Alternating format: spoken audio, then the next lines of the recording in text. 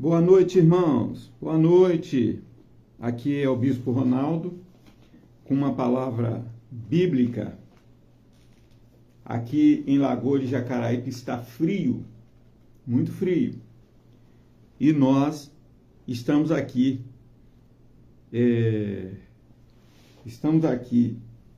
vou botar aqui no aparelhinho.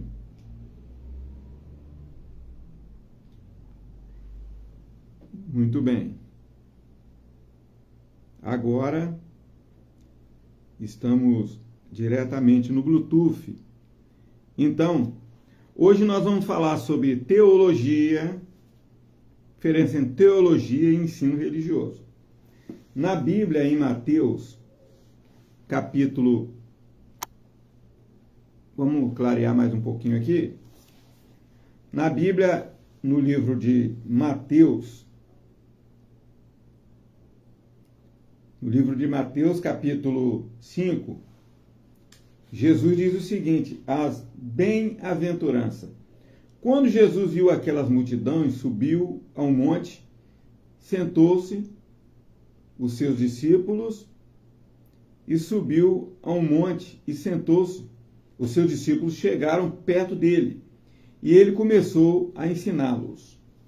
Recapitulando. Quando Jesus viu aquelas multidões, subiu a um monte e sentou-se, e os seus discípulos chegaram perto dele. Ele começou a ensiná-los. Felizes as pessoas que sabem que são espiritualmente pobres, pois o reino dos céus é deles. Felizes as pessoas que choram, pois Deus as consolará.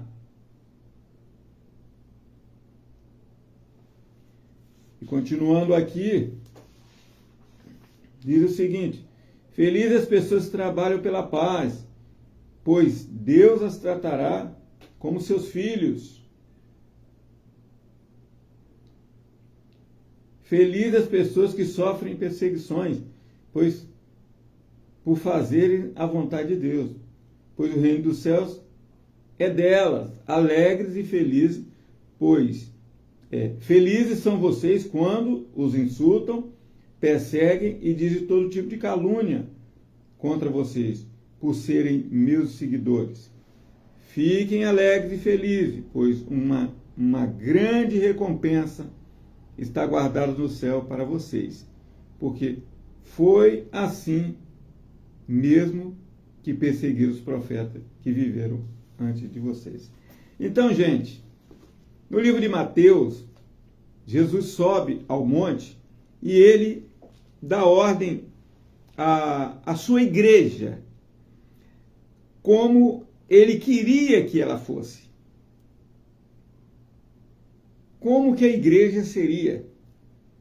Ou seja, a eclésia, a reunião de salvos. Como ela seria? Então, há uma diferença entre teologia, que é o estudo de Deus ou o estudo da Bíblia, e igreja ou ensino religioso, ensino religioso. Há uma diferença. Na teologia, nós estamos falando para pessoas que já conhecem a Bíblia, estudam a Bíblia. Então a gente aprende doutrina bíblica, introdução bíblica, nós aprendemos o Pentateuco, que são os livros de Moisés, aprendemos os Salmos, aprendemos escatologia, aprendemos Juízes, aprendemos livros poéticos e por aí vai. Aprendemos quem são os autores, quanto tempo durou para ser escrito. Por exemplo, o livro de Êxodo foi escrito em 40 anos por Moisés no deserto. Mas o livro de Deuteronômio foi o discurso de um dia. Moisés fez o discurso e depois morreu. Subiu o monte Moriá e morreu. E Deus o tomou para si. Nem o seu corpo acharam, porque poderia haver uma idolatria no corpo de Moisés, dado que ele foi um dos homens mais usados por Deus para fazer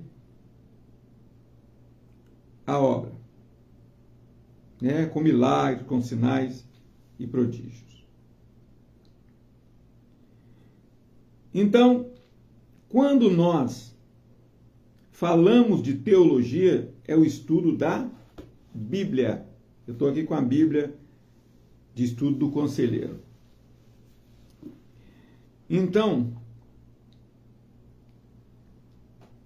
quando nós falamos da Bíblia, é uma coisa. Quando nós falamos de religião, ensino religioso, que eu sou formado nas duas áreas. Eu sou formado como teólogo, sou formado em teologia, eu fiz até pós-graduação em teologia, e sou formado em ensino religioso, sou formado em pós-graduado em ensino religioso, diferente. Você vai ensinar nos seminários, você vai dar, vai nas igrejas, e algumas igrejas que se tornam escolas teológicas. No outro, você vai ensinar religião. E no ensino religioso é diferente. Você vai aprender estilo de vida, você vai aprender sobre o amor, você vai aprender sobre a busca transcendental, você vai aprender sobre religiões, porque várias pessoas têm vários tipos de religiões. Então você está a classe que você está ministrando não é só de evangélicos, ou de católicos, ou de espíritas, ou de budistas. Não, são de várias pessoas. Então ali você não pode falar de denominação. Esse é o grande problema do evangelho no momento. A crise que nós estamos enfrentando é porque as pessoas querem embutir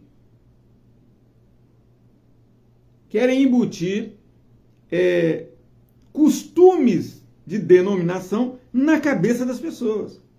Ah, você pode usar barba, outro não pode usar barba. É uma confusão. E as pessoas não entendem. E a gente tem que falar de Jesus, irmão. Das bem-aventuranças, não de lei. É das bem-aventuranças. Estamos retornando.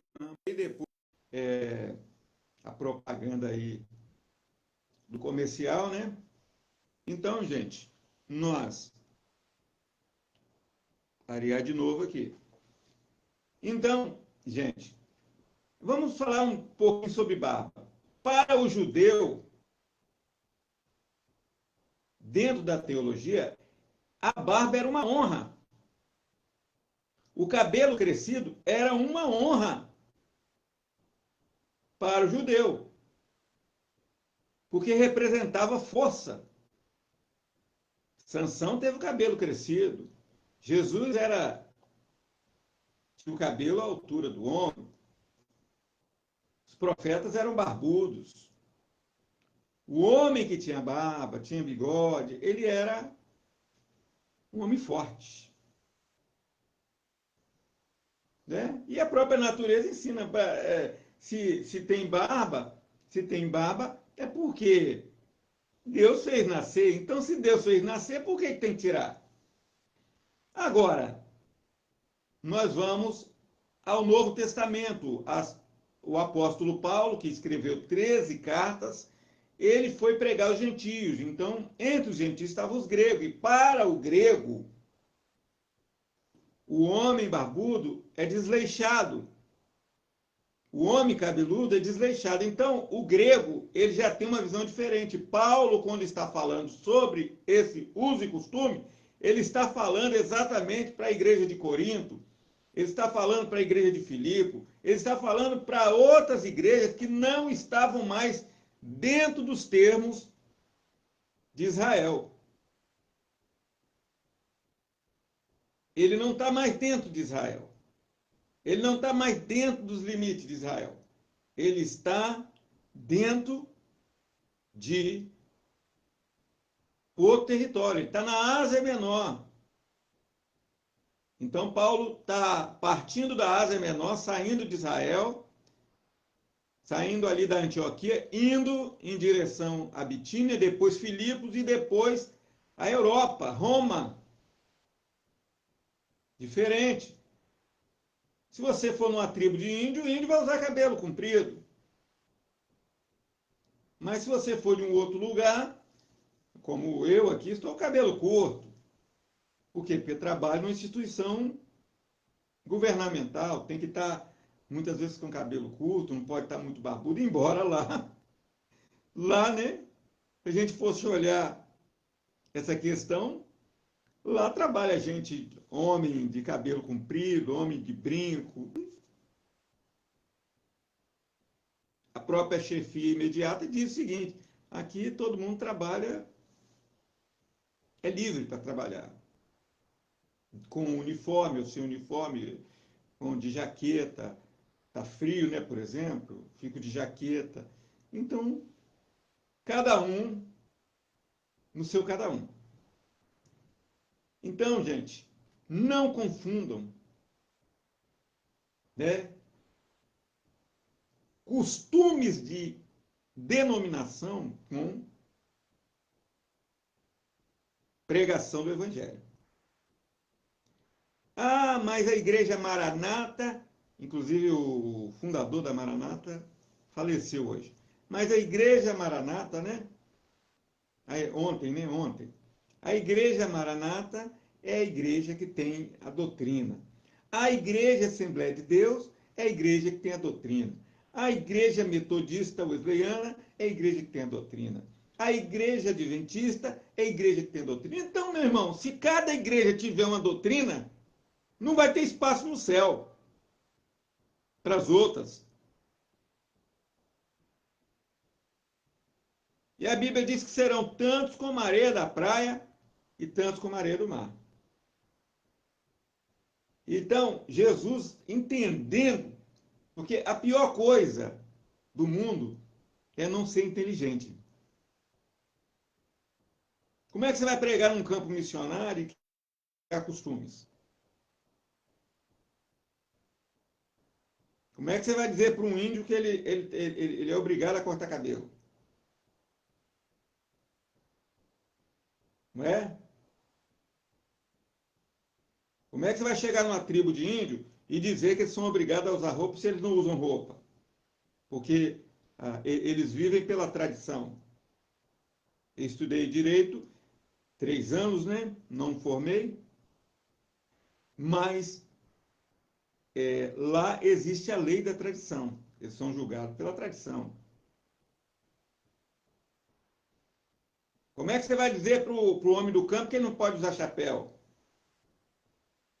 Então, uma coisa é o evangelho, outra coisa são usos e costumes que, ao longo do tempo, os homens foram implantando. E se chamam tradições humanas. Tradições humanas. E Jesus diz assim: vocês invalidam a palavra de Deus por causa das vossas tradições.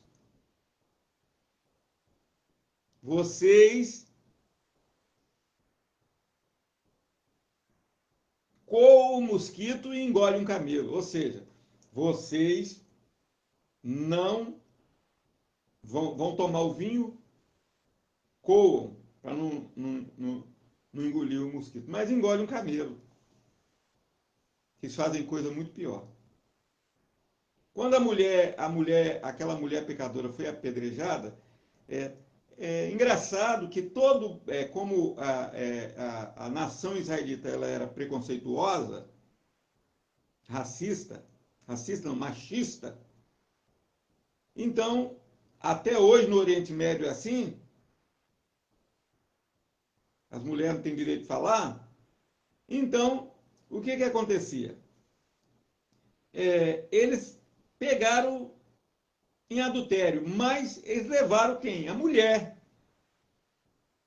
Porque, na verdade, eles não estavam interessados em saber se era pecado ou se não era pecado. Eles estavam interessados apenas em confundir Jesus.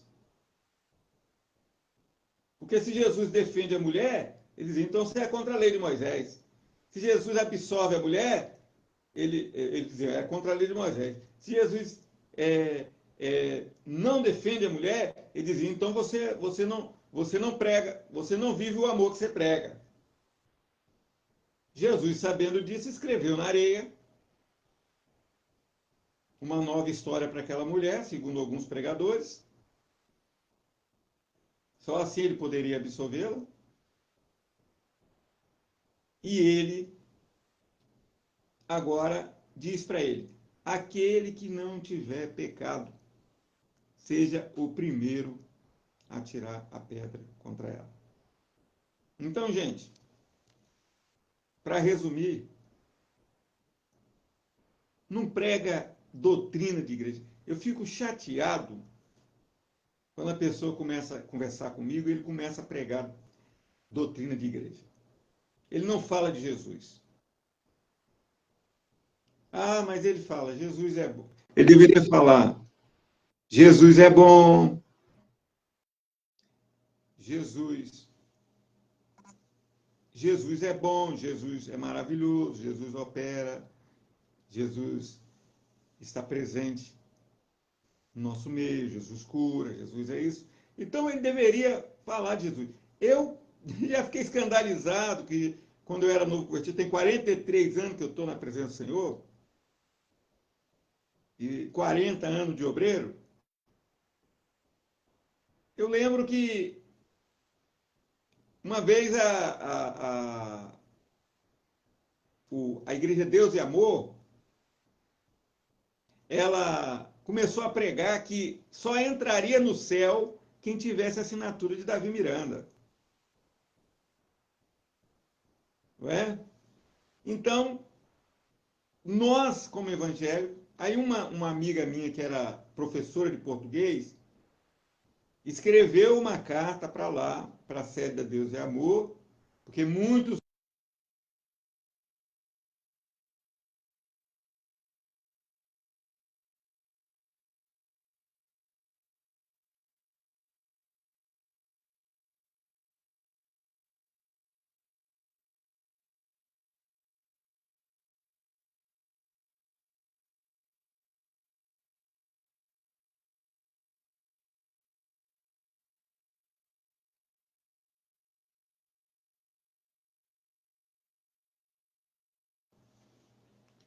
voltando aqui, que entrou de novo comercial, muitas vezes,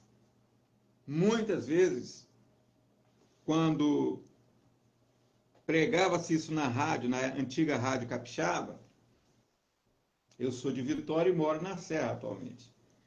Muitas vezes eles pregavam lá de São Paulo, tinha uma rádio muito famosa, então eles confundiam os membros de todas as igrejas, de todas as denominações. Ué, se para entrar no céu tem que ter assinatura de Davi Miranda, então está todo mundo condenado, que a maioria não era da Deus e Amor. Então, irmão, isso é heresia. Quais os sinais de uma heresia? Que não está aqui, ó, dentro das bem-aventuranças. Primeiro, ela é isolada. Ela é isolada. Ela não permite que os seus membros visitem ninguém. Segundo, ela prega que só ela salva. E a salvação é algo individual. Terceiro, que tem que estar na igreja todo dia. Tem que ter culto todo dia.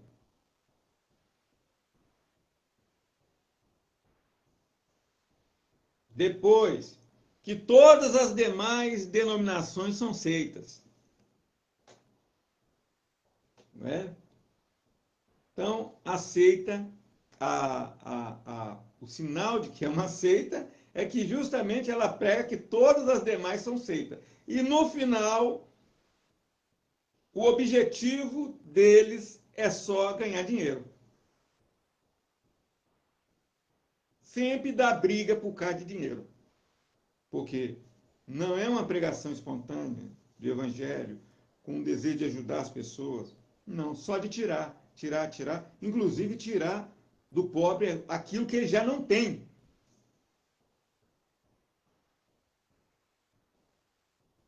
Você não vê pastor querendo visitar um membro que está doente, um membro que está passando fome, um membro que está necessitado. Não. Ele quer é que todo mundo vá para a igreja para tirar do povo. E o absurdo que eu vejo, eu vi há pouco dia o pastor Silas Malafaia dizendo, olha, vocês têm que vender, pegar o dinheiro de vocês, do salário mínimo de vocês, e mandar para mim aqui, para vocês terem uma casa própria. Olha, gente, é um absurdo o que estão fazendo. Mas eu sou um apologista. Apologética é defesa do evangelho. Como o apóstolo Paulo defendia o evangelho, eu defendo também o evangelho. Não tem nada a ver com os costumes. Entendeu? Que Deus abençoe a todos. Ame o seu próximo. Fala de Jesus. E deixa Deus fazer a obra na vida dele. Para que o Espírito Santo convença e ele venha a ser um instrumento da mão de Deus. Fiquem na paz. Um beijo para todos os irmãos. Um abraço. Que vocês possam ser felizes e encontrem Jesus. E deixem ele entrar no coração de vocês, independente de denominação. Fiquem na paz.